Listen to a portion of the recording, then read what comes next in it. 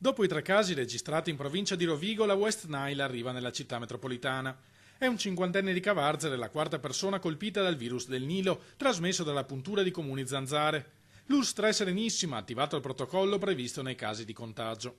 Abbiamo questa persona che è stata appunto colpita da questo virus, abbiamo messo in piedi le misure appunto di prevenzione che si sostanziano in pratica nella come dire, cura, no, del proprio ambiente di vita, no, avendo attenzione a non far stagnare acqua, a mettere appunto i prodotti che forniamo nell'acqua appunto per evitare il propagarsi della presenza di queste zanzare. Trasportato dal Nord Africa da alcune specie di uccelli, il virus viene trasmesso all'uomo dalle zanzare che lo hanno precedentemente contratto dai volatili.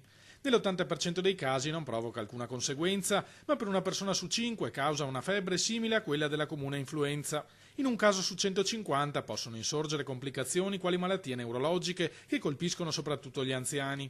La situazione, rassicurano dall'azienda sanitaria, è comunque sotto controllo. Non si tratta di un'epidemia, sono casi isolati che vengono gestiti, curati dal punto di vista sanitario, generalmente in maniera molto, molto positiva, voglio dire. Poi per carità, insomma, problemi ce ne possono sempre essere, però possiamo stare, come dire, tranquilli che attualmente le cure che mettiamo in essere risolvono gran parte dei casi.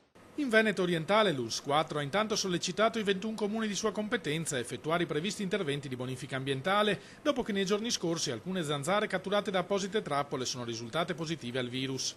In base al piano regionale di contrasto ai vettori di malattie infettive, le amministrazioni sono tenute a potenziare le azioni di disinfestazione.